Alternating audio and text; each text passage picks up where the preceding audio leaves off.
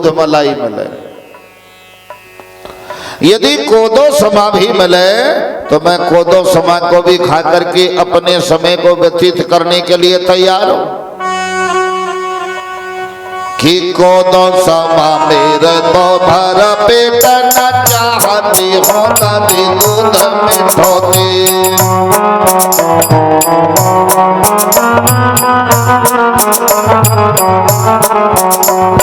शीत व्यतीत भयो से आता ही हो हटती ना तो मैं न पठोती।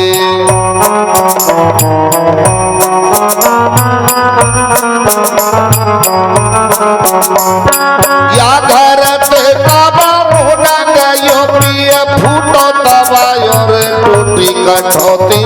कोदो समा जोर तो भर पेट न चाहती हो नदी दूध में धोती।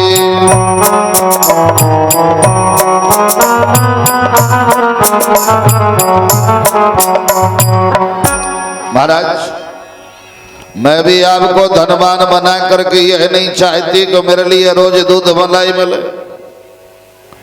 यदि कोदो समा भी मिले तो मैं कोदो समा को भी खा करके अपने समय को व्यतीत करने के लिए तैयार हूं। पर सर्दी गर्मी सिसियाते हुए निकल जाते हैं, ऋतु के अनुसार वस्त्र भी पहनने को नहीं मिलते। और जब से मेरा विवाह हुआ है तब से वही फूटा तवा टूटी कठौती आज तक चली आ रही है, उसमें कोई बदलाव नहीं है। इसलिए महाराज मेरे हृदय में इच्छा है कि आप द्वारकाधीश की शरण में जाएं। सुदामा जी ने कहा देवी ऐसे वह द्वारकाधीश के न जाने कितने मित्र होंगे, वह किस किस की पूर्ति करेगा। सुशीला ने कहा महाराज करेगा नहीं किए है। बोल किसकी? कि पूरन पेज करी प्रहलाद जो खम्ब सबाद पिता जय तेरे। द्रौपदी ध्यान धरो जब ही तब ही पटकोट लगे चौफेर। ग्राहित छूट गजेंद्र गयो पिया सो है जियने शय मेरे। आप कहते हैं किस किस की पूर्ति करेगा, करेगा नहीं किए है। प्रहलाद ने पुकारा तो प्रहलाद के लिए उबारा। द्रौपदी ने पुकारा तो द्रौपदी के चीर को बढ़ाया। और गजराज ने पुकारा तो गजराज के फंद को छुड़ाया। इसलिए महाराज मेरे हृदय में भी इच्छा है कि कहीं आप द्वारकाधीश की शरण में जाएं तो द्वारकाधीश आपके ऊपर कृपा करेंगे। सुदामा जी परमात्मा से निवेदन करते विधाता इस दुनिया में टोटा किसी को न देना। यदि मेरे घर में टोटा न होता तो सुशीला मेरे लिए तेरे द्वार में जाने के लिए बार बार जिद न करती। कि करतार मैं तोते कहो कब हो जनती जियो काहू को टोटो। और लिखो जनी काहू के भाग में माल के काज महीपन मोटो। जो गयो मांगन तू बलिद्वार सोया ही सो हो गयो तू अति छोटो। विधाता इस दुनिया में जाकर के मांगना पड़े। सुशीला से कहने लगे देवी तुम्हें आठों पहर यही लगा है कि द्वारका जाओ, मैं जा सकता हूं पर मांग नहीं सकता। परमात्मा से निवेदन करते प्रभु इस जगत में टोटा किसी को न देना कि जिसको मांगना पड़े। और मांगने का काम कितना छोटा है इस बात को आप भी जानते हैं, क्योंकि आपको भी बलि के द्वार में जाकर के मांगने के लिए जाना पड़े तो आपको कितना छोटा बनना पड़ा, इसलिए मैं आपके द्वार में जाकर के मांगू।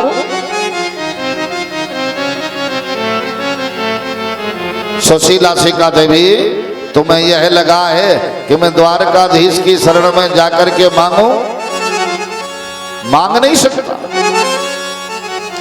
सुशीला ने कहा महाराज ठीक है आप मांगना नहीं, आपको केवल मेरा एक संदेशा सुना देना द्वारकाधीश को। कौन सा? कि एक मास दो पक्ष में और दो एकादशी होय, कह देना श्री कृष्ण से मेरी रोज एकादशी हो। सुशीला ने गुड़ में ही सब कुछ मांग लिया। सुशीला ने मांगा था कि महीने में दो पक्ष होते हैं और दोनों पक्ष में 2 11 होती हैं, तो संसार के लोगों को तो महीने में 2 दिन भूखा रहना पड़ता है, लेकिन मेरी तो रोज एकादशी हो, मुझे तो रोज ही 11 की तरह रहना पड़ता, पेट भर के एक भी दिन भोजन नहीं मिलता। तो सुदामा जी महाराज के पल्ले कुछ नहीं पड़ा। सुदामा जी महाराज ने तो सोचा चलो कह देंगे कि सुशीला की रोज 11 होती है। सुशीला से कहा देवी द्वारकाधीश की भेंट के लिए कुछ ले तो आ।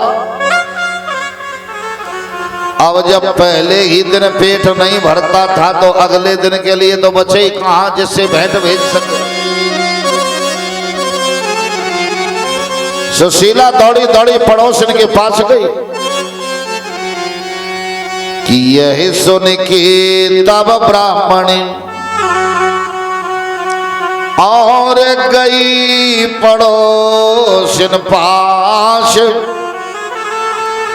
पाँव शेर चावर लिए तो आई सहित हुलास। सुशीला दौड़ी दौड़ी पड़ोसन के पास गई और 5 घर से 5 मुट्ठी चावल लेकर के आई। 5 ही क्यों लिया? क्योंकि सुदामा जी ने भी अपने जीवन में 5 घर से 6वें घर नहीं मांगा था।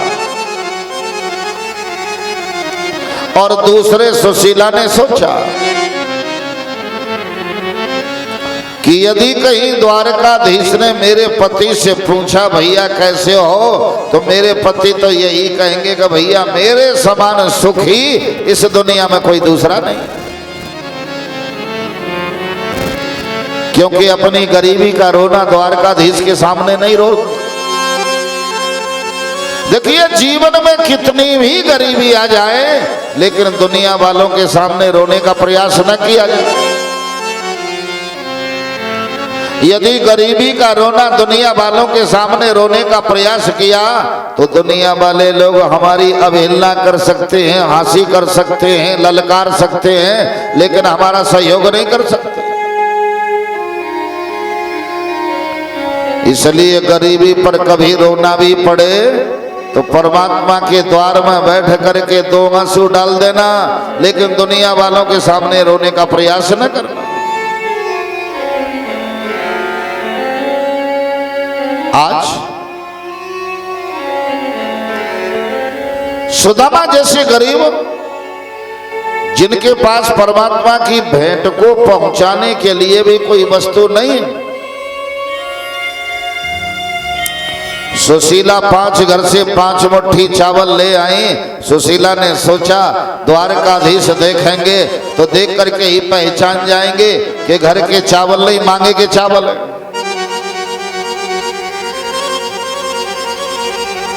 क्योंकि 5 घर के चावल तो 5 तरह के हो जाएंगे। सुशीला 5 घर से 5 मुट्ठी चावल ले आई और 5 घर से 5 मुट्ठी चावल लेकर के जब आई, भेंट तो ले आई लेकिन भेंट को बांधने के लिए भी वस्त्र नहीं है। सुशीला रुदन करने लगे, द्वारकाधीश अब तो मेरी गरीबी का हरण कर। तेरी भेंट को भेजने के लिए मेरे घर में कोई वस्तु नहीं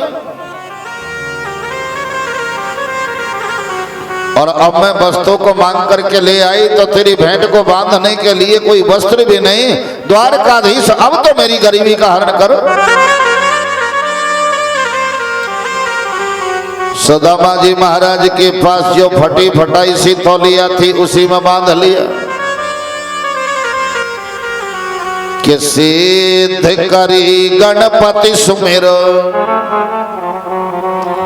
और बांध दुपटिया खोट, मांगत खात चले वहां तुम्हारा गवाली बूट। उस पोटली को कांख में दबाया और कांख में दबा करके द्वारकाधीश का ध्यान करते करते चल पड़े। लकड़ी को टेकते टेकते सुदामा जी महाराज चले जा रहे हैं और परमात्मा का स्मरण करते, मेरा कोई नाम, मेरा कोई ना सहारा बिन तेरे, नंदलाल सवरिया मेरे। मेरा कोई ना सहारा बिन तेरे, नंदलाल सवरिया मेरे। मेरा कोई ना सहारा बिन तेरे, नंदलाल सवरिया मेरे। मेरा कोई ना सहारा बिन तेरे, नंदलाल सवरिया मेरे। नंदलाल सवरिया मेरे, नंदलाल सवरिया मेरे। नंदलाल सवरिया मेरे, नंदलाल सवरिया मेरे। गोपाल सवरिया मेरे, गोपाल सवरिया मेरे। मेरा कोई न सहारा बिन तेरे, नंदलाल सवरिया मेरे। मेरा कोई ना सहारा बिन तेरे, नंदलाल सवरिया मेरे। पति मात पोत पितु साथी है, पति मात पोत पितु साथी है। पति मात पोत पितु साथी है। पति मात पोत पितु साथी है। स्वार्थ के हुए संघाती है, स्वार्थ के हुए संघाती है। स्वार्थ के हुए संघाती है। स्वार्थ के हुए संघाती है। जब धन होए बन सब चीरे, जब धन होए बन सब चीरे, नंदलाल सवरिया मेरे। जब धन हुआ मन सब तेरे, नंदलाल सवरिया मेरे। मेरा कोई न सहारा बिन तेरे, नंदलाल सवरिया मेरे। मेरा कोई ना सहारा बिन तेरे नंदलाल सवरिया मेरे। राधे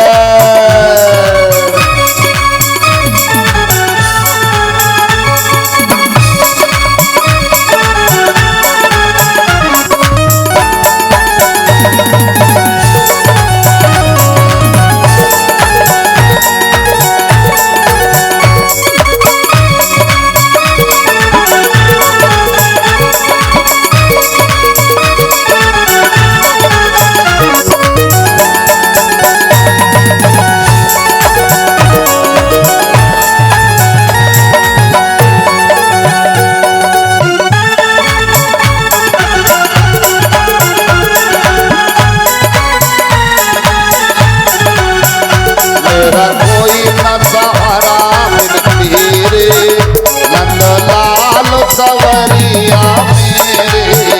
मेरा कोई ना सहारा बिन तेरे नंदलाल सवरिया मेरे।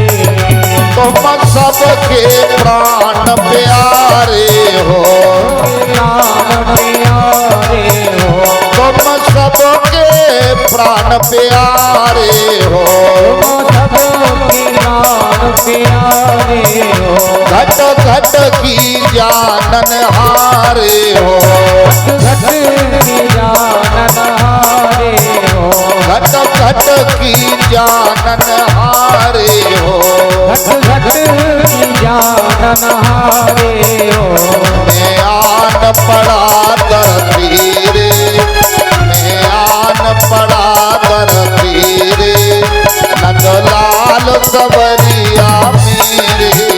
मैं आन पड़ा दर तेरे नंदलाल सवरिया मेरे। मैं आन पड़ा दर तेरे नंदलाल सवरिया मेरे। मैं आन पड़ा दर तेरे नंदलाल सवरिया मेरे। राधे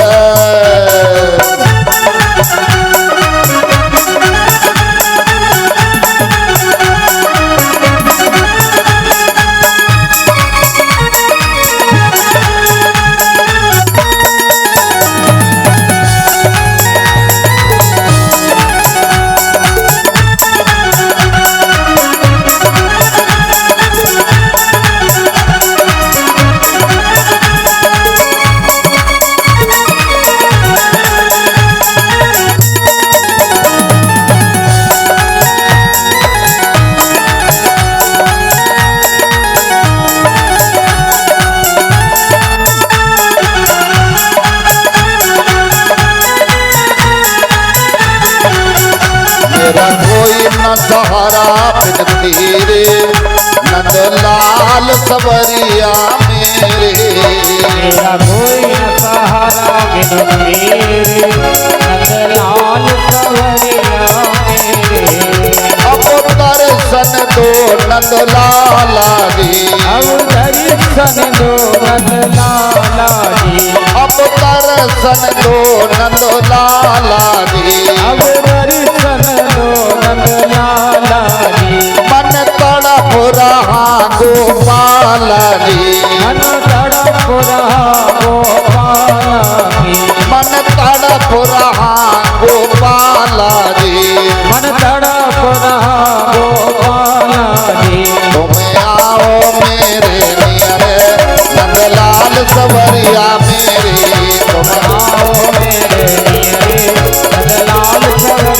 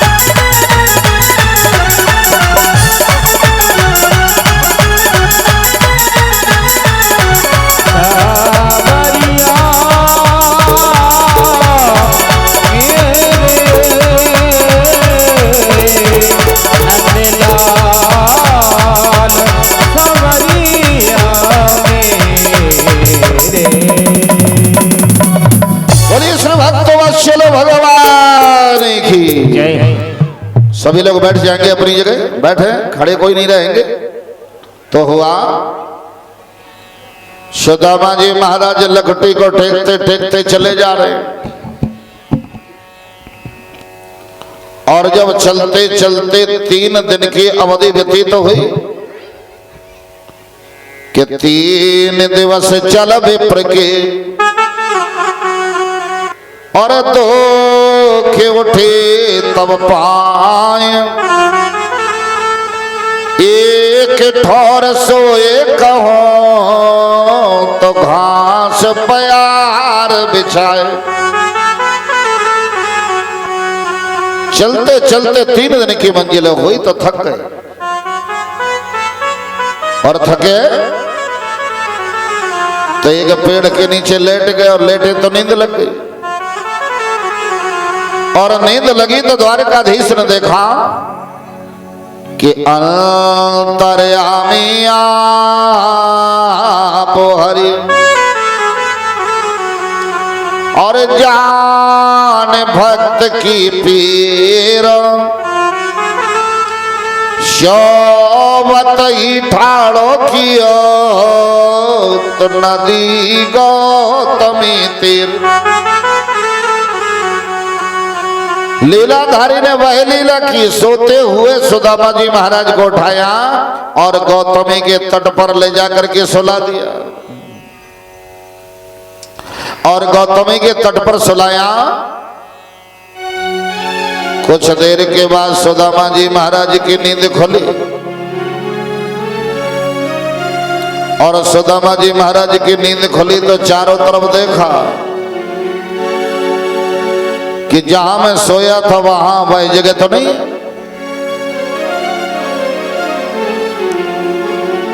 सामने भवपुरी को देखा। गौतमी के तट पर जो मलाह थे उनसे पूछा, भैया ये किसकी नगरी है? लगने का द्वारकाधीश की पुरी है द्वारका। ब्राह्मण ने सोचा भूल गए, भटक गए, जहां आना था आ तो गए। जो गौतमी के तट के मलाह थे उनसे कहते, भैया पार करोगे? वह कहते, उतराई क्या दोगे? मलाह कह देते, उतराई क्या दोगे? तो सुदामा जी कहते, भैया हम तो द्वारकाधीश के मित्र हैं। द्वारपाल कहते, चल आगे बढ़ा गए। तन पर वस्त्र नहीं, पैरों में जूते नहीं, द्वारकाधीश का मित्र बनने के लिए चल पड़ा। क्योंकि संसार के लोग चित्र से प्रेम करते हैं, चरित्र से नहीं करते। चरित्रों में देखा जाए तो भागवत में देखा जाए तो सुदामा से ऊंचा किसी का चरित्र नहीं है, और रामायण में देखा जाए तो भरत से ऊंचा किसी का चरित्र नहीं। लेकिन चरित्र की बात को कोई चरित्रवान व्यक्ति ही जान सकता है, दूसरा नहीं जान सकता। सुदामा जी महाराज उस गौतमी के तट पर चक्कर लगाते लगाते परेशान। क्या लाला तेरे मित्र को कोई पार नहीं करेगा? परमात्मा स्वयं मलाह बन करके नाव लेकर के आ जाते हैं। बोलिए श्री भक्त वत्सल भगवान। सुदामा जी की ओर देख करके कहने लगे, भैया पार होना है। सुदामा जी ने कहा, पार तो होना है पर उतराई को कुछ नहीं है। अब उनको क्या पता कि जगत को पार करने वाला मुझे पार करने के लिए चल पड़ा। नहीं है तो कोई बात तो नहीं है, चलो हमको उस पार जाना है, तुम्हारी यात्रा हो जाएगी। ऐसा ना हो पार करके जिद करने लग जाओ, भैया तेरे पास जो भी हो देता जा, मेरे पास तो कुछ भी नहीं। बोले चलो कोई बात तो नहीं। सुदामा जी महाराज नाव में बैठ जाते हैं। बीच गौतमी नदी में जब नाव पहुंची तो इतना तूफान के नाव डगमगाने लगी। नाव डगमगाने लगी तो मलाह विस्तारी परमात्मा कहने लगे, भैया तैरना आता है? सुदामा जी ने कहा तैरना तो नहीं आता। तो बोले नाव डूब गई तो? कहा भैया मेरी नाव की चिंता न करो, मेरी नाव को तो वही बंसी वाला पार करेगा। अब उनको क्या पता कि बंसी वाला स्वयं नाव चला रहा है। कहा भैया बंसी वाले के ऊपर इतना भरोसा? कहा तुम तो नाव को चलाओ, मैं भजन करता। सुदामा जी महाराज उस नाव पर बैठ करके भजन करते कि मेरी नैया किनारे लगा दो कन्हैया, नैया किनारे लगा दो कन्हैया, नैया किनारे लगा दो कन्हैया, नैया किनारे लगा दो कन्हैया, लगा दो कन्हैया, लगा दो कन्हैया, लगा दो कन्हैया, लगा दो कन्हैया, नैया किनारे लगा दो कन्हैया, नैया किनारे लगा दो कन्हैया। मैं अति दीना शरणा तेरी आयो, मैं अति दीन शरण तेरी आयो, दीन दयाल है नामो तिहारो, दीन दयाल है नामो तिहारो, दयाल है नामो तिहारो, दीन दयाल है नामो तिहारो, चरणों का दरस करा दो कन्हैया, चरणों का दरस करा दो कन्हैया, नैया किनारे लगा दो कन्हैया, नैया किनारे लगा दो कन्हैया, भलो बुरो के सो तिहारो, भलो बुरो जैसो तिहारो, भलो बुरो के सो तिहारो, भलो बुरो जैसो तिहारो, तुम बिन मेरो को ना सहारो, तुम बिन मेरो को ना सहारो, तुम बिन मेरो को ना सहारो, तुम बिन मेरो को ना सहारो, चरणों का दास बना लो कन्हैया, चरणों का दास बना ले कन्हैया, चरणों का दास बना लो कन्हैया, चरणों का दास बना लो कन्हैया, ओ नैया किनारे लगा दो कन्हैया, नैया किनारे लगा दो कन्हैया, नैया किनारे लगा दो कन्हैया, नैया किनारे लगा दो कन्हैया। राधे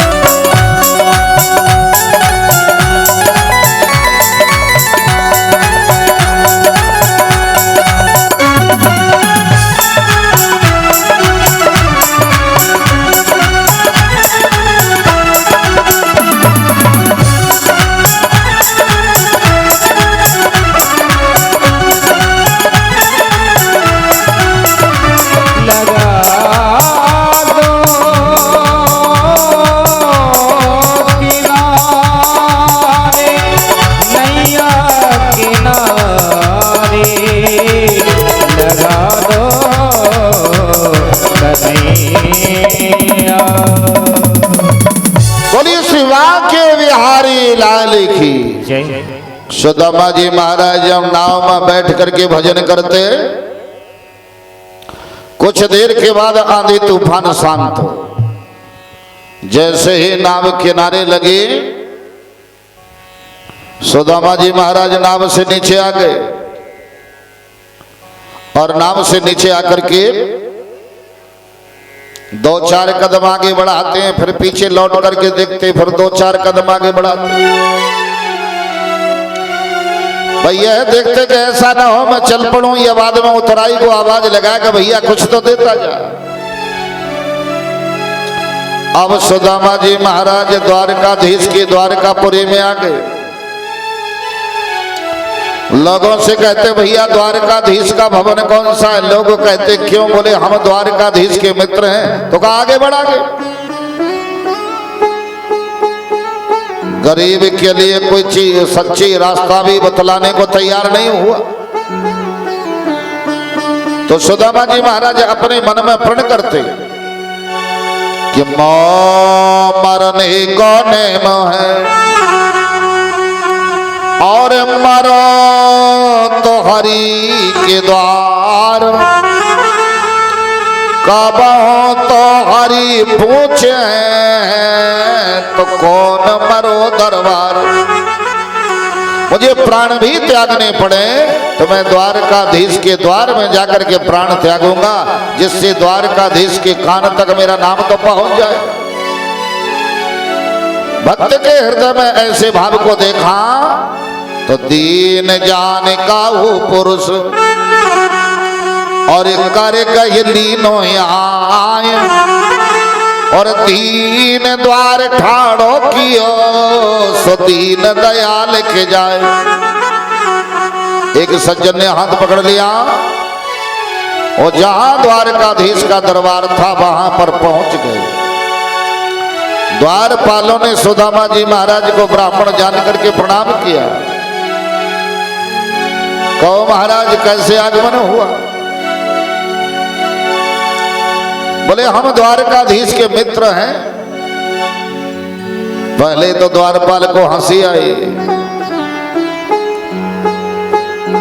फिर सोचा भगवान के भक्तों को देख करके हंसा ना जाए, क्योंकि जय विजय हंसे थे तो राक्षस होना पड़ा था। इसलिए प्रभु की आज्ञा हो जाएगी तो मिलवा देंगे, नहीं तो मना कर देंगे। देखो तो द्वारपाल से निवेदन करते, देखो देखो ये गरीबी का कृष्ण के दर पे विश्वास लेके आया हूँ। मेरे बचपन का यार है मेरा श्याम, यही सोच करके आस लेके आया हूँ।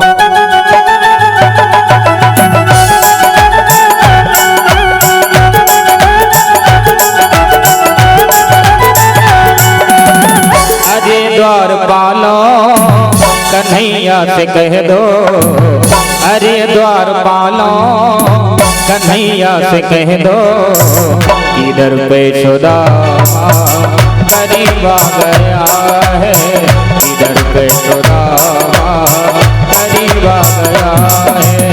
भटकते भटकते न जाने कहाँ से, भटकते भटकते न जाने कहाँ से, तुम्हारे महल के करीब आ गया है, तुम्हारे महल के करीब आ गया है।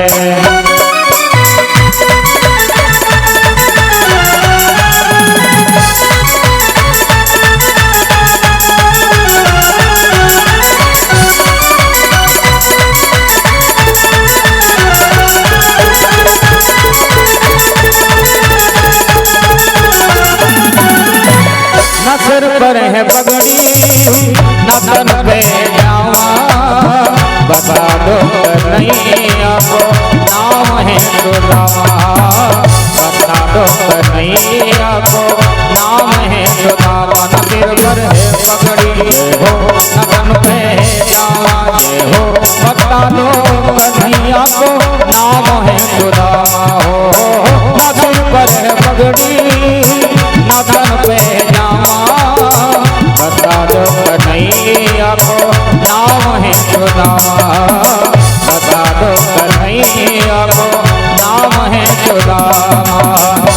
एक बार मोहन से जा करके कह दो, तुम एक बार मोहन से जा करके कह दो, मिलने सखावत नसीबा गया है, मिलने सखावत नसीबा गया है।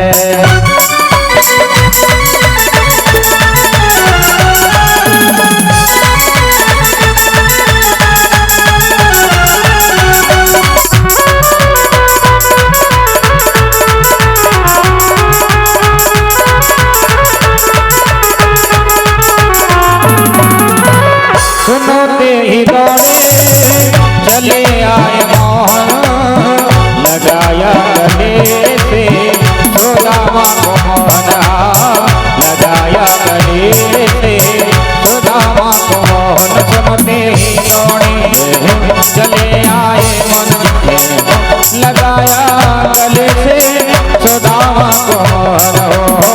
सुनते ही दौड़े चले आए मोहन, लगाया गले से सुदामा को मोहन, लगाया गले से सुदामा को मोहन। हुआ रुक्मणी को बहुत ही अचंबा, हुआ रुक्मणी को बहुत ही अचंबा, ये मेहमान कैसा अजीबा गया है, ये मेहमान कैसा अजीबा गया। अरे द्वार कन्हैया दो, इधर से सुदामा गरीबा गया है, इधर से सुदामा गरीबा गया है। भटकते भटकते ना जाने कहाँ से, भटकते भटकते ना जाने कहाँ से, तुम्हारे महल के करीबा गया है, तुम्हारे महल के करीबा गया है, तुम्हारे महल के करीबा गया। बोलिए श्री द्वारकाधीश सरकार की जय। आज कन्हैया बड़े प्रेम के साथ मिले, माने दो समुद्र अपनी क्षमता को भुला करके मिलन कर रहे हैं। भली भांति गंगा जल के रूप में कृतार्थ करता हो, आज वही परमात्मा चरण धोने की तैयारी करते कि जिनकी चरणन को सलिल और हरत जगत संताप, और पाए सुदामा विप्र के तो धोवत है हरिया। जिनके चरणों का चरणोदक संसार के लिए गंगा जल के रूप में कृतार्थ करता हो, आज वही द्वारकाधीश सुदामा जी महाराज के चरणों को धोते। जब चरणों की तरफ दृष्टि गई तो बेवाई पड़ी है, कांटे लगे हैं, लोग लोहार हो रहे। सुदामा जी महाराज की ऐसी दशा को देख करके द्वारकाधीश विकल होकर के रो पड़े और देख करके पुकारते कैसे बिहाल दिवायन सो पैकर तक जाल लगे पुनि जोए। हाय महा दुख पायो सखा तुम्हें आए इत न कित दिन खोए। देख सुदामा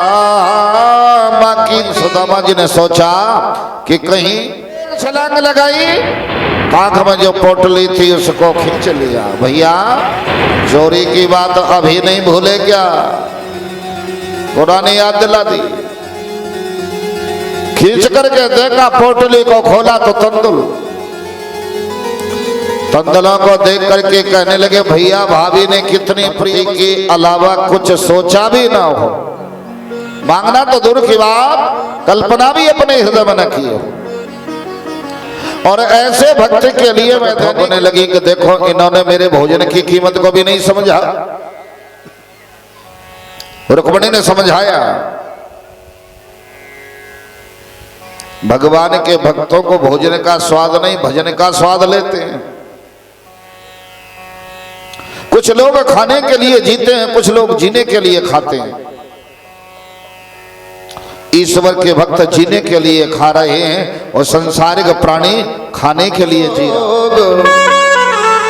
कहा सुदामा बाप रो कृष्ण मिताइयो, कृष्ण मिताइयो।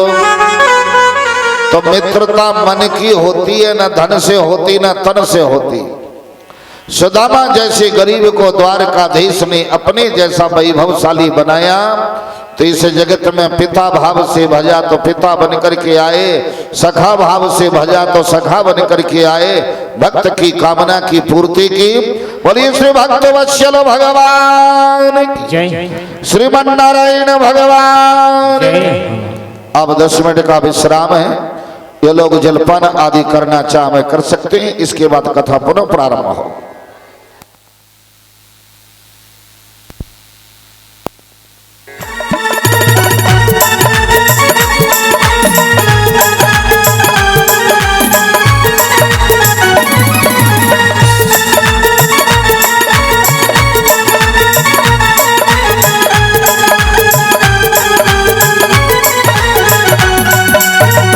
जीवन मेरा, जीवन मेरा तेरे हवाले, डमरू वाले ओ डमरू वाले, डमरू वाले ओ डमरू वाले, डमरू वाले ओ डमरू वाले। बोलिए सुवृंदावन बिहारी लाल की जय, भागवत भगवान की जय, हनुमंत लाल की जय, सिद्ध संत भगवान की जय। पूर्व कथा के प्रसंग में जिस तरह सुदामा को द्वारकाधीश ने अपने जैसा वैभवशाली मित्र बनाया, तो इस जगत में परमात्मा के लिए पिता भाव से भजे तो पिता बन करके आए, पुत्र भाव से भजे तो पुत्र बन करके आए, और सखा भाव से भजे तो सखा बन करके आवे और भक्त की कामना की पूर्ति करें। इस धरती पर परमात्मा का अवतार होता तो एक माली की तरह, जैसे एक माली अपने बगीचे में जाता है और बगीचे में कांटे कंकड़ पत्थर जो भी होते हैं उनको साफ करके अपने स्थान मान अपने घर को लौट जाता है। उसी प्रकार इस संसार रूपी बगीचे में जब रावण और कंस जैसे कांटे जब पैदा हो जाते हैं, तो परमात्मा कभी राम कभी कृष्ण बन करके संसार रूपी बगीचे को निर्बल बनाते हैं और संसार रूपी बगीचे को बना करके अपने स्थान के लिए प्रस्थान करते हैं। तो आज परमात्मा का यदुवंश बढ़ रहा है, और बढ़ रहा है तो परमात्मा प्रसन्न है।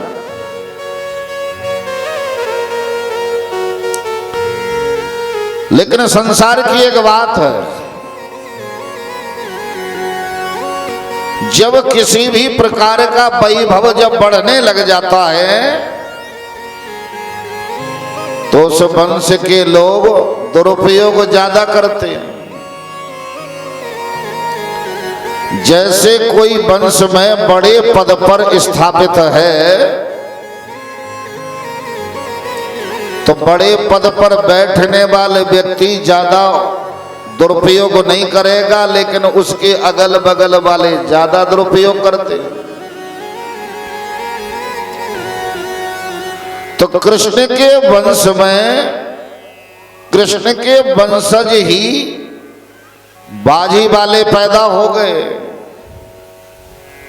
जुआबाजी, शराबबाजी, सट्टाबाजी। और जिस वंश में यदि बाजी प्रारंभ हो जाए तो समझ लो अब इस वंश का विनाश निश्चित है।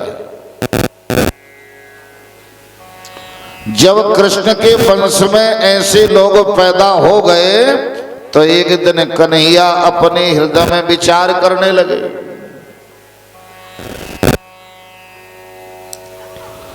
कि मेरा अवतार इस धरती को पवित्र और पावन बनाने के लिए होता है। देखिए, पृथ्वी के लिए भार किस बात का लगता है? न तो पृथ्वी के लिए पहाड़ों का भार है, न भवनों का भार है और न नदियों का भार है। पृथ्वी के लिए भार है तो पापी लोग जब इस धरती पर पाप का व्यवहार करते हैं, पृथ्वी के लिए उसी का भार अधिक लगता है। परमात्मा का अवतार इस धरती पर किस लिए होता है? बोले, पृथ्वी पर जब भार बढ़ जाता है अन्याय का, पाप का, तो उस भूमि के भार को मिटाने के लिए परमात्मा इस धरती पर अवतार लेते।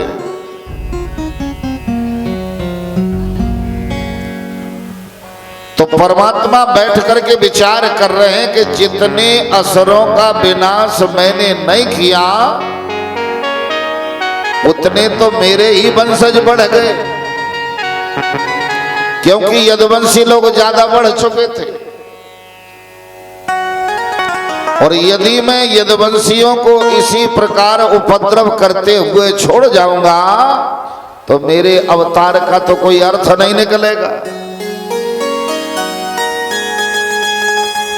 तो परमात्मा सोच रहे हैं कि मेरे अवतार से पहले यदि मेरा यदुवंश का विनाश हो जाए तो ठीक है, क्योंकि मैं अपने वंश का विनाश अपने हाथों से तो कर नहीं सकता। वो जो कर्मी लोग इस वंश में बढ़ चुके हैं तो इनके लिए दंड तो मिलना चाहिए। तो एक दिन की बात कि कृत्वाद्यत्यवधम कृष्ण सरामो यदभिर्व्रता बुभोवतार यदभारम जब इष्टम जनयन कलि। कन्हैया एक दिन बैठ करके सोच रहे हैं कि मेरे सुधाम जाने का समय अब आ चुका है और मेरे सुधाम से पहले इनका विनाश हो जाए तो ठीक है। तो एक दिन की बात, कन्हैया बैठे थे तो दुर्वासा जी महाराज 10,000 शिष्यों को लेकर के आए और उनके विश्वामित्र जी महाराज के साथ भी हैं कि विश्वामित्रो सीताखंडो दुर्वासा भृगु अंगिरा कश्यपो वामदेवोत्री वशिष्ठो नारदादय। दुर्वासा जी महाराज के साथ में कौन है? बोले विश्वामित्र भी हैं, भृगु भी हैं, अंगिरा भी हैं, कश्यप, वामदेव, अत्रि, वशिष्ठ और नारद, ऐसे ऋषि दुर्वासा जी महाराज के साथ में हैं। और कृष्ण की द्वारका में जब पहुंचे तो कन्हैया ने भव्य स्वागत किया। स्वागत होने के पश्चात भोजन प्रसादी की व्यवस्था की गई।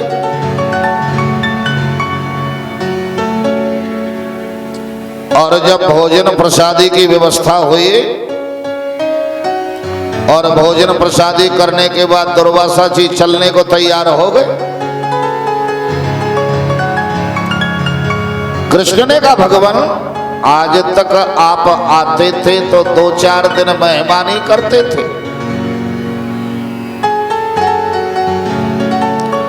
और आज तो आप भोजन प्रसादी करके तुरंत चल पड़े।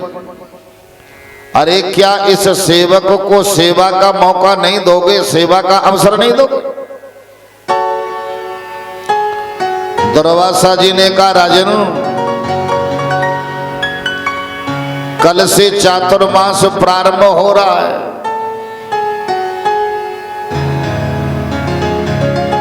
और चातुर्मास प्रारंभ हो रहा है तो 4 महीने यदि रुकाने की व्यवस्था कर सको, सेवा भाव रख सको तो हमें रोको, नहीं हमें जाने दो।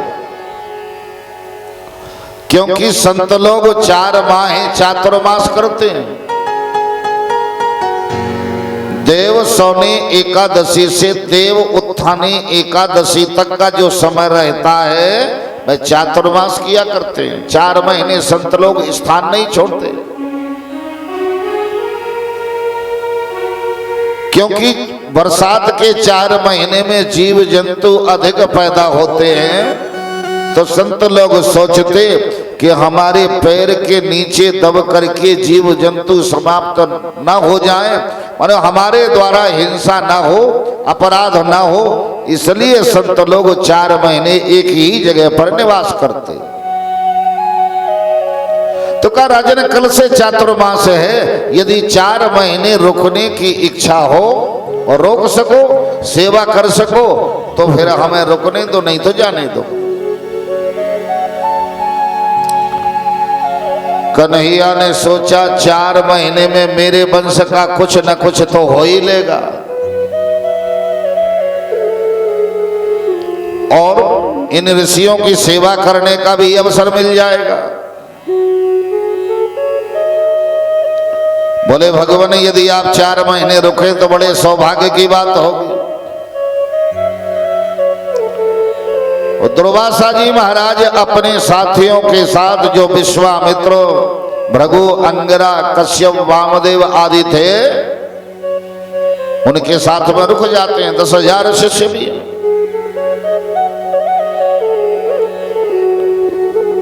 अब देखिए, एक दिन की बात, जाम्बती के पुत्र थे सांब, कृष्ण के ही पुत्र थे। लेकिन देखिए, जब समय आता है और अन्याय जब बढ़ जाता है तो कर्म परमात्मा को भी नहीं छोड़ता। हम लोग कहते हैं वह तो सामर्थ्यशाली है, उसने ऐसा क्यों नहीं किया? कर्म ने कृष्ण के पुत्र को भी नहीं छोड़ा। यदि वह कर्म किया तो उसका दंड उनको मिला। तो जो कृष्ण के पुत्र थे सांब, जो जाम्बती के बेटा थे, उनके मित्र लोग उस सांब को स्त्री के कपड़े पहना करके और पेट से वस्त्र लपेट करके और दुर्वासा जी महाराज के सामने ले गए,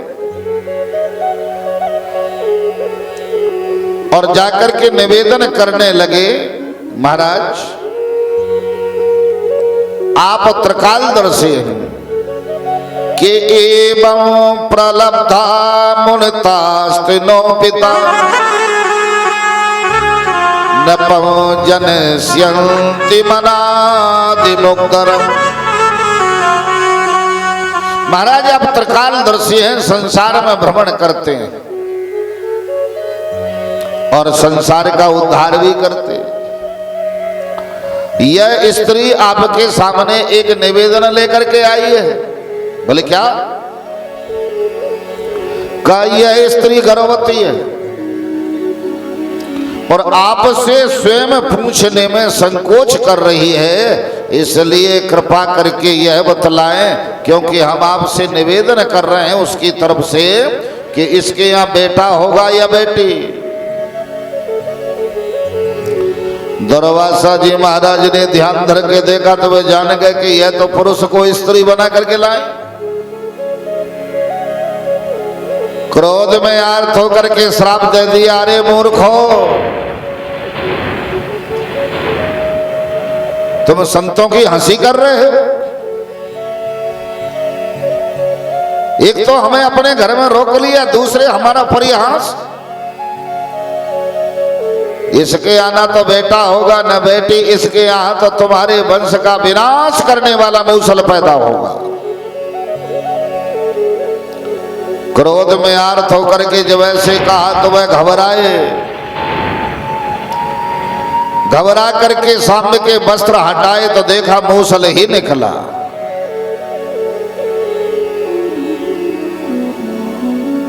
कृष्ण मन ही मन प्रसन्न होने लगे, चलो बड़ा अच्छा हुआ, मेरे मन का काम हो गया, जो मैं सोच रहा था वह हो गया।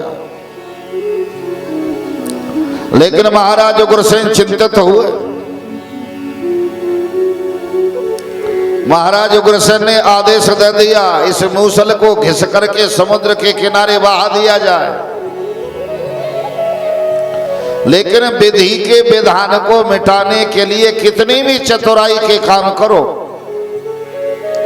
लेकिन विधि का विधान चतुराई से नहीं मिटता। क्योंकि जो व्यक्ति चतुराई करते हैं एक दिन उनको भी स्थान छोड़ना पड़ता है। तो कर्म में विधि के विधान में चतुराई काम नहीं देती।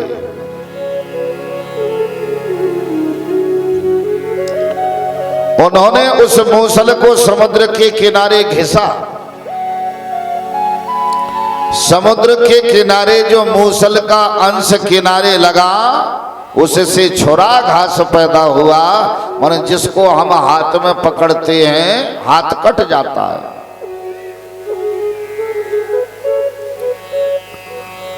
कुछ अंश घिसा न गया, और जब अंश घिसा न गया तो उसको समुद्र में फेंक दिया। उस अंश के लिए मछली निगल गई। जब मछुआरे ने मछली को पकड़ा और उसका पेट चीरा तो उसके उदर से वही अंश निकला मूसल का। तो उसने अपने बाण की नोक पर चढ़ा दिया। और वह बधिक कौन था? मछुआरा जो शिकारी था वह कौन था? मानो अगले जन्म का बाली। इस दुनिया में, क्योंकि यह कर्म क्षेत्र है, कर्म क्षेत्र में जन्म लेने के लिए देवता भी तरसते हैं। जो चीज मनुष्य के लिए प्राप्त हो जाती है वह देवताओं को भी नहीं होती। कि दुर्लभो मानसो देहो देहि ना क्षण भंगुरा तत्रापि दुर्लभम मन्ये वैकुंठ प्रिय दर्शन।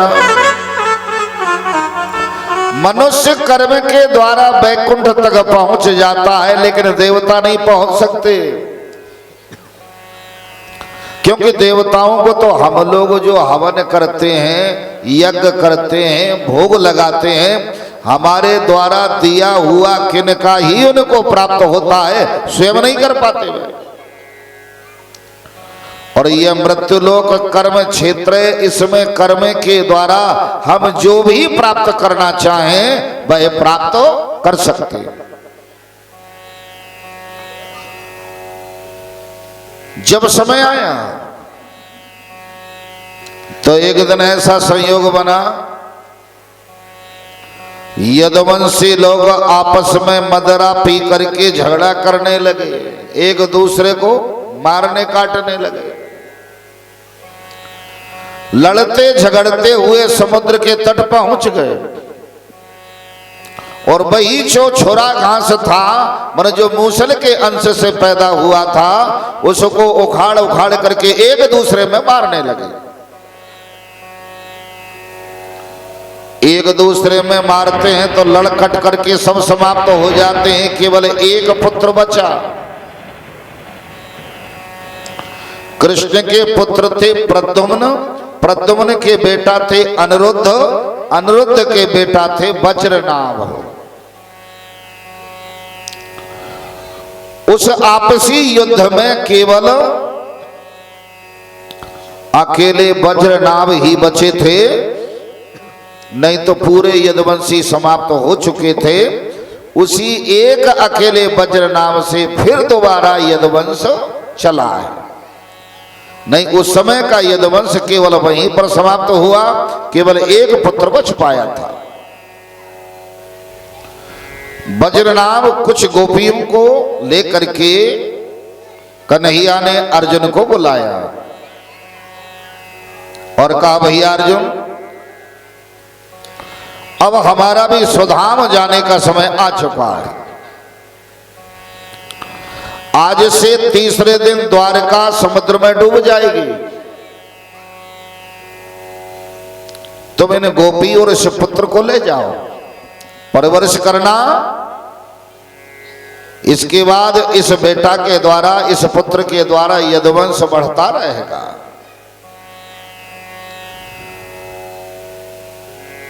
अर्जुन, एक समय वह था अर्जुन का कि जब महाभारत जैसे संग्राम में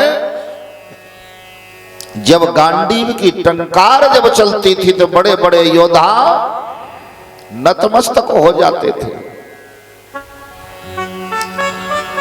अर्जुन जैसा गांडीवधारी कि जिसने कभी हार के स्वाद को नहीं चखा,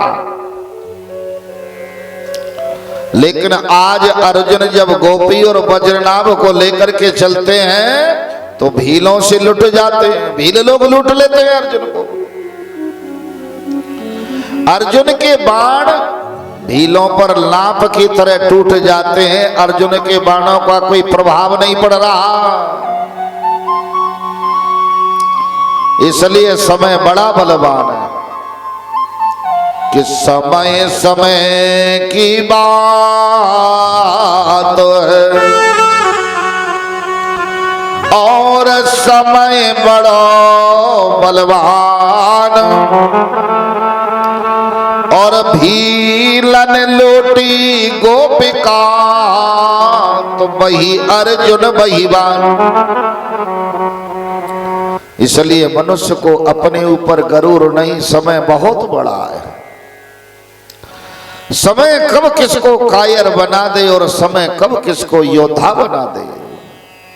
इसलिए समय की कीमत करना सीखो और समय के साथ बहना सीखो, चलना सीखो।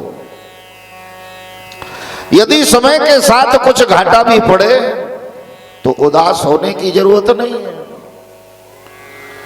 देखिए, समय जब आता है तो सूर्य की तपन से हम लोगों को गर्मी लगती है। समय जब आता है तो सूर्य चंद्रमा बहिए सर्दी भी लगती है, और समय जब आता है तो बरसात भी होती है। और तो और समय में सूर्य जब उदय होता है तब लाल लाल दिखाई देता है और दोपहर की तपन सहन नहीं होती, और शाम को जाकर के वही सूर्य अस्ताचल की ओर भी चला जाता है। इसलिए समय की कीमत करना मनुष्य को अपने जीवन में आ गया तो उसको न तो सुख सताता और न दुख सताता। समय के साथ बहना आ जाता है। तो बाण खाकर गिरा जब जमीन पर, राम से कह रहा था यूं रावण, और भक्त ने मुझको मारा है भगवान, आपका कोई रुतबा नहीं। तो इसलिए समय को संभाले और समय के साथ जब जो जैसा मिले उसको सहन करना मनुष्य के जीवन का कर्तव्य है। आज अर्जुन जैसा योद्धा समय के कारण भीलों से लुट जाता है। इसलिए कहा कि समय समय की बात है, समय समय की बात, और काऊ दिवस का दिन बड़ा तो काऊ दिवस की रात। कवि ने उत्तर दिया कि समय समय की बात है, समय समय की बात, और राम जन्म का दिन बड़ा तो कृष्ण जन्म की रात। आज अर्जुन भीलों से लुट करके चले। कन्हैया, जब समय आया तो द्वारका से बाहर एक पीपल का वृक्ष था, उस पीपल के नीचे जाकर के बैठे। और पीपल के नीचे जाकर के बैठे। उद्धव जी महाराज को पता चला कि परमात्मा स्वधाम जाने की तैयारी कर रहे। उद्धव जी दौड़े दौड़े आए, गोविंद मैं क्या सुन रहा हूं? अरे यदुवंशी समाप्त तो हो चुके, लेकिन मैंने सुना है आप अपने स्वधाम को जा रहे। कृष्ण ने कहा हां। तो उद्धव जी हाथ जोड़ करके निवेदन करने लगे, फिर ये दास कहां रहेगा?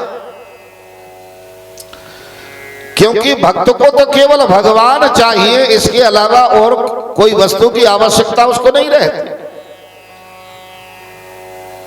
कन्हैया ने कहा उद्धव तुम्हें तो धरती पर ही रहना होगा,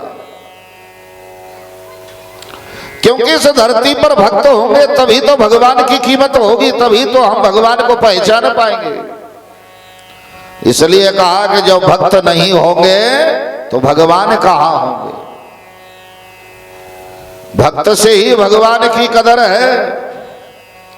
पहले भक्त प्रकट होते हैं तो परमात्मा उनका कल्याण करने के लिए इस धरती पर आते। तो कहा उद्धव तुम्हें तो यहीं पर निवास करना होगा, क्योंकि तुम तो धर्म के रखवाले हो। देखिए फसल करना तो सहज है, पर रखवाली करना कठिन है। तो रखवाली करने वाले भक्त लोग ही होते हैं, धर्म की रक्षा भक्त ही करते हैं। और जब परमात्मा सुधाम चले जाते हैं तो धर्म भक्तों की शरण में रहता है, मन भक्तों के अधीन रहता है। धर्म की कदर, धर्म की कीमत को भक्त ही जानते हैं, कोई दूसरा नहीं जानता। तो कृष्ण उद्धव से कहते उद्धव आज से जहां भी कथा हो रही हो और कथा में जाकर के पहुंचोगे तो भागवत ग्रंथ को मेरा ही स्वरूप जानना। तुम्हारा यह कहना है कि आपके दर्शन के बगैर मैं अपने जीवन को नहीं चला पाऊंगा, तो आज से भागवत ग्रंथ मेरा ही स्वरूप है। श्रीमद् भागवतम नामम कृष्णम प्रत्यक्ष एव ही। श्रीमद् भागवत कोई कागज के ही पत्ते नहीं है। भागवत ग्रंथ कृष्ण का प्रत्यक्ष स्वरूप है। देखिए एक तो होता है परमात्मा का शब्द विग्रह, एक होता है पाषाण विग्रह, एक होता है धातु विग्रह और एक होता है वृक्ष विग्रह। तो शब्द विग्रह कौन से होते हैं? जैसे श्रीमद् भागवत, रामायण, गीता आदि, इनमें जो शब्द लिखे हैं यह केवल अक्षर बाहर खड़ी नहीं, परमात्मा के स्वयं साकार स्वरूप है। एक होता है पाषाण विग्रह, पत्थर भी खदान से निकला है लेकिन उसको मंदिर में स्थापित कर दिया तो वह पाषाण विग्रह ही हमारी प्रत्येक मनोकामना पूर्ति करता है, और जिसको हम मूर्ति पूजा कहते हैं। तीसरा होता है धातु विग्रह। तो धातु में हम पीतल भी, सोना भी, चांदी भी, इनमें प्रतिमा बना लेते हैं। तो घर में केवल इतने से बड़ी मूर्ति नहीं होना चाहिए, इससे बड़ी मूर्ति यदि रखना है यह 10 अंगुल का प्रमाण है। इतने से बढ़कर के यदि मूर्ति बड़ी है तो उसकी प्रतिष्ठा मंदिर की तरह ही होना चाहिए, या मंदिर में पूजा होनी चाहिए। घर में पूजा इतने से छोटी छोटी ही हो, इससे बड़ी नहीं होना चाहिए। अब वह किसी भी धातु की हो, चाहे तो तांबे की हो, पीतल की हो, सोने की हो, चांदी की हो, क्योंकि जिसकी जैसी सामर्थ्य होती है वैसे स्थान ग्रहण कर लेता है। चौथा वृक्ष, जैसे चंदन है, तुलसी है, शमी का वृक्ष है, पीपल का वृक्ष है,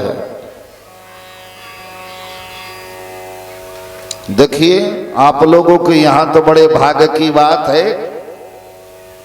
कि प्रेतराज और भैरव भगवान दोनों सामने हैं हनुमान जी के।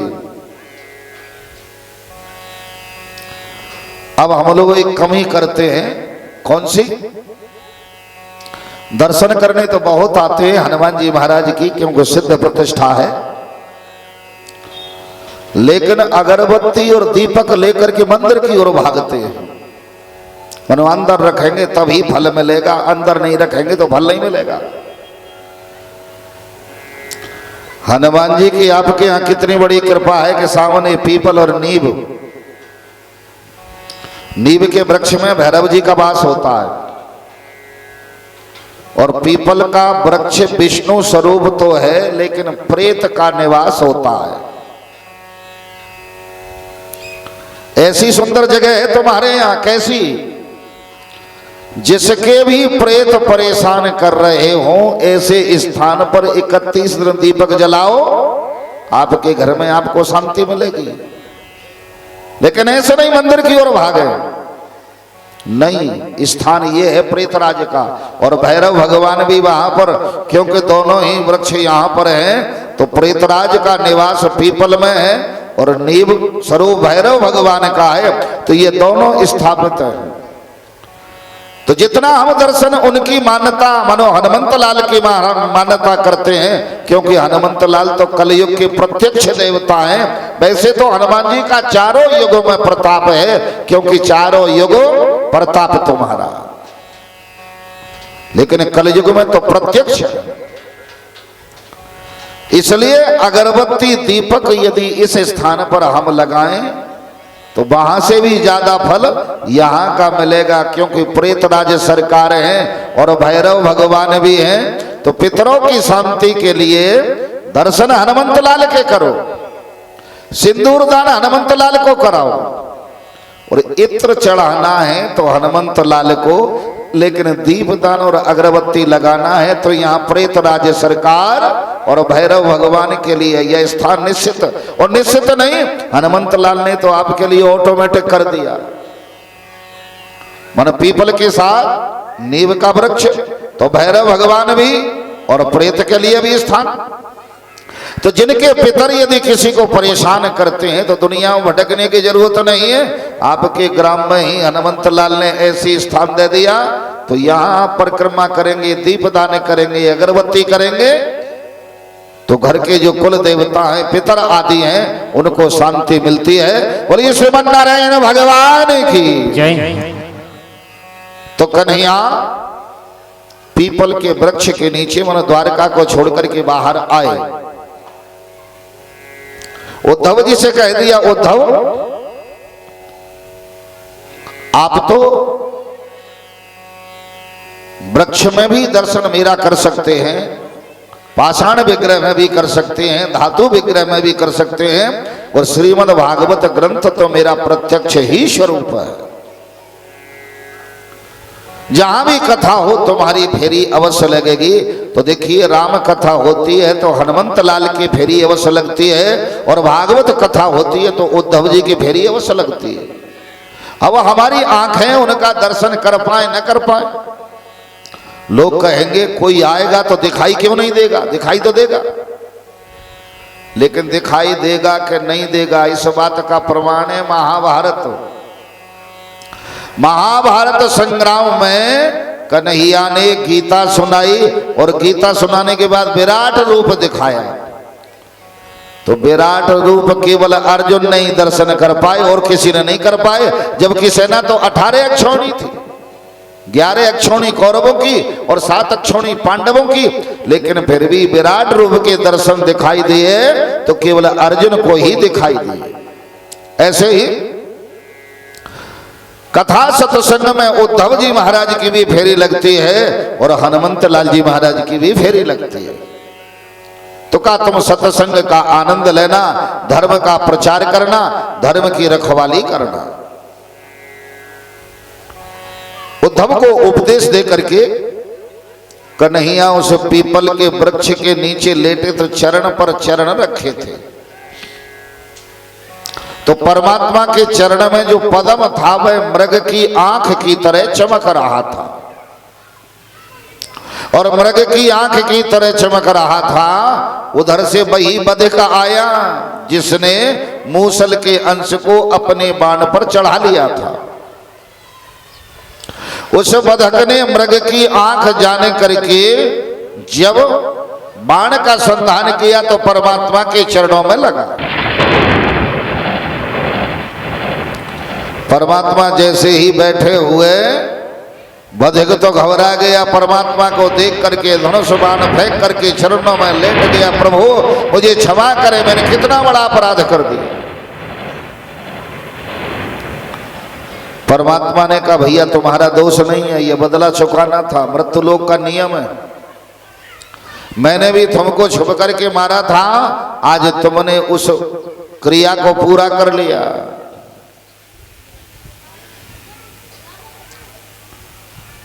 ऐसा कह करके परमात्मा कृष्ण भागवत जैसे ग्रंथ में समावेश कर जाते हैं। बोलिए श्री भागवत भगवान जय। जिस समय से परमात्मा ने भागवत जैसे ग्रंथ में प्रवेश किया, उसी समय से भागवत ग्रंथ को भगवान के नाम से जाना गया। इसलिए भागवत भगवान के नाम से उस समय से इनका उच्चारण होने लगा। तो केवल ग्रंथ ही ना समझे, ये परमात्मा कृष्ण का प्रत्यक्ष स्वरूप है। इसलिए भागवत भगवान का जो श्रवण करता है, मनन करता है, पठन करता है, एक लालसा प्रत्येक कामना की पूर्ति होती है। और कलयुग में तो भागवत भगवान के शब्द की भनक ही यदि कानों में पड़ जाए तो भी वह मनुष्य भाग्यशाली है। क्योंकि कलयुग में विकार ज्यादा आक्रमण करते हैं मनुष्य पर। काम, क्रोध, लोभ, मोह, अभिमान, ये दुनिया के विकार कलयुग में ज्यादा हावी होते हैं। और उनसे बचने का कलयुग में एक ही उपाय है। बोले कौन सा? का नाम संकीर्तनम यस्य सर्व पाप प्रणाशनम। परमात्मा के नाम संकीर्तन के ही द्वारा हम ऐसे विकारों से बच सकते हैं। जैसे कोई व्यक्ति कीचड़ में बिगड़ जाता है ना, तो फिर जल और साबुन से स्नान करता है। ऐसे ही विकार हमें जब बिगाड़ देते हैं, काम, क्रोध, लोभ, मोह रूपी कीचड़, तो हम भागवत की धारा में स्नान करके पुनः निर्मल हो सकते हैं। इसलिए मनुष्य जीवन में मानव के लिए जितना समय मिले ईश्वर के नाम का स्मरण और सत्संग, इसमें कोई खर्चा दाम नहीं लगता। देखिए कराने वाले के लिए तो तन भी लगाना पड़ेगा, मन भी लगाना पड़ेगा, धन भी लगाना पड़ेगा, तीनों वस्तु लगानी पड़ेगी। लेकिन सुनने वाला तो यदि भाव से बैठ करके सुने तो उतने में ही अपने जीवन को बना सकता है। और बनाने के लिए हमें अपने दशा की चिंता नहीं करना चाहिए, दिशा की चिंता करना चाहिए। मनुष्य के जीवन में दशा और दिशा, दशा माने पोजीशन और दिशा माने रास्ता। कई मनुष्य अपनी पोजीशन बनाने में ही पूरी जिंदगी काट देते हैं, लेकिन फिर भी पोजीशन नहीं बन पाती। लेकिन नहीं, दशा भले बिगड़ जाए लेकिन दिशा नहीं बिगड़ना चाहिए। यदि दिशा हमारी बनी है तो हमारा कुछ नहीं बिगड़ा, और यदि दिशा बिगड़ गई, मानो हम रास्ता को भूल गए, तो सब कुछ होने के बाद भी हमारा कुछ नहीं बचा। क्योंकि हमें यात्रा में जाना है, रास्ता का ही ज्ञान नहीं है तो जाएंगे कहां? अरे जाने से पहले हमें यह तो पता होना चाहिए कि हमें कहां जाना है। और जिसको जाने का ठिकाना और रास्ता का पता है, भले देर से पहुंचे लेकिन पहुंच जाएगा। और जिसको जाने का रास्ता और जाने का पता नहीं हो, कितना ही पैसे वाला हो, जिसको जाने का रास्ता और पहुंचने का स्थान पता नहीं है, वह कैसे पहुंचेगा। इसलिए दशा बिगड़ रही है, बिगड़ जाए। और जिंदगी में दशा को बनाने और बिगड़ने के लिए तो समय कई बार उतार चढ़ाव आता है, लेकिन जिनको दिशा याद है वे बिगड़ी दशा को भी बना लेते हैं, और जिनको दिशा याद नहीं है वे बनी दशा को भी बिगाड़ देते हैं। इसलिए परमात्मा ने हमें मनुष्य देह में जन्म दिया है, तो दिशा को हमेशा याद रखें और सत्संग और ईश्वर का नाम संकीर्तन करते रहें, जिससे मानव जैसा जीवन सुकृत की ओर जाकर के और मनुष्य जीवन का कल्याण हो। ऐसे विचार मानव के अंदर रहेंगे तो मनुष्य का जीवन कल्याणकारी बनेगा और उज्ज्वलता की ओर जाएगा। तो परमपिता परमात्मा ने बड़ी अटूट कृपा की कि ऐसा अवसर हमें दिया। देखिए, धन की 3 गति होती है, दान, भोग और नाश। धन से दान भी होता है, धन से भोग भी होता है और धन से नाश भी होता है। पहली गति धन की होती है। और देखिए, एक बात और विचार कर लेना, धर्म में वही पैसा लगेगा जो नंबर 1 का होगा। 2 नंबर वाला पैसा कभी धर्म की ओर नहीं ले जा सकता हमें। वह तो या तो थाने में जाए या अस्पताल में जाए या दुनिया के विकारों में जाए।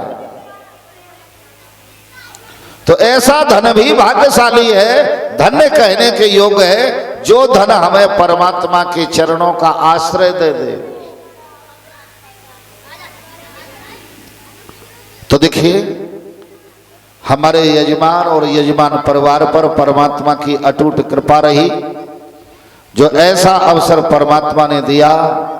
और यही कामना है कि उनके लिए ऐसी सद्बुद्धि, सद्ज्ञान, सद्कर्म का मार्ग सदैव वे खोजते रहें, जिससे वे अपने जीवन को धन्य बनाएं।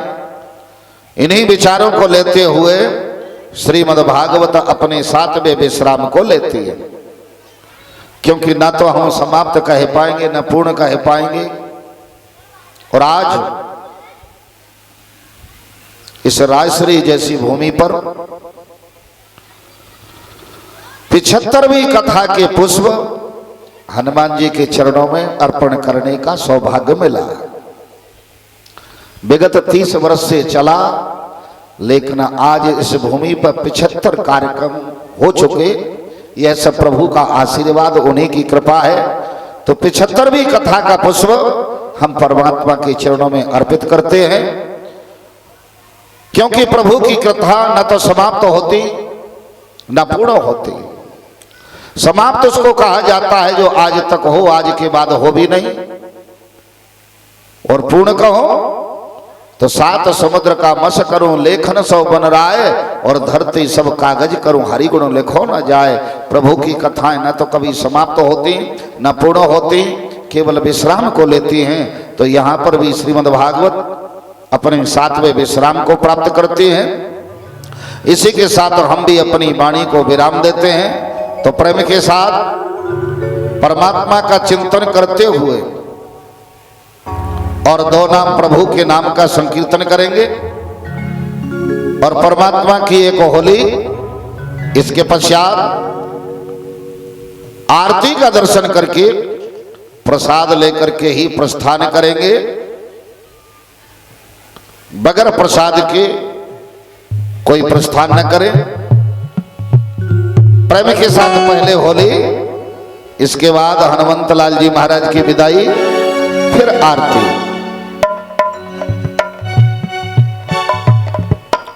बोली श्री भक्तवत्सल भगवान की जय।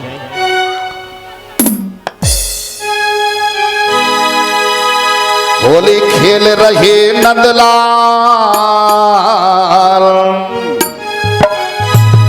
होली खेल रहे नंदलाल बिरज की गलियों में, खेल रहे नंदलाल बिरज की गलियों